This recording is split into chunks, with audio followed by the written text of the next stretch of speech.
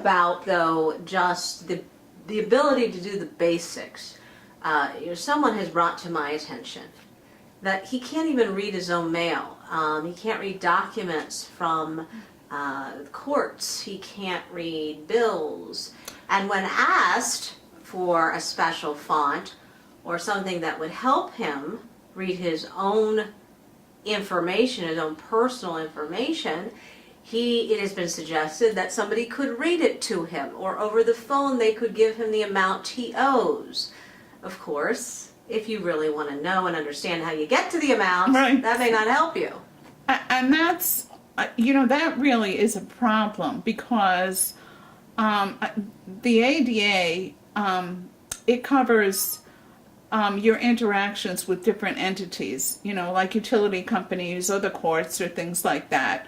It doesn't necessarily cover your own personal mail. But the problem is, even though you have the right to get information in accessible format from a utility company or the courts, or, your charge card bills, etc., actually enforcing that can be time consuming and difficult, because you've got to deal with each entity separately.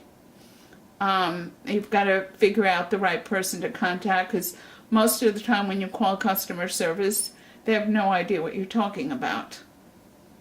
So what do you recommend? Are we in a better communication era where people can get to the right folks and things can be rectified?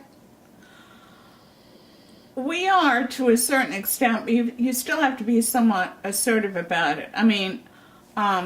What we did in Columbus was that there were a number of us who were blind and visually impaired, and we got together and shared information. So if someone got some piece of information, contacted someone in a utility company, they could share that information as to that utility company, whom else you have to contact. People can contact our office, and we can try and weed through this and try and work it out. For utility companies, I think the Consumers Council may be able to help as well.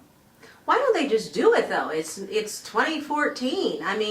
They have to know that some of their customers can't read the normal print.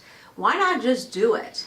Well, they have to know that, but they also have to have some way of recording it in their database. If you don't have some method of recording it in your database, it makes it very difficult to do that. Even though they should do it, and they're required by law to do it, unfortunately, getting to that place where you get the results you want can be somewhat difficult. You really have to keep calling, keep going up the chain. If the customer service doesn't have the answer, you've got to ask for their supervisor and keep going up the chain until, you talk to someone who's got some authority.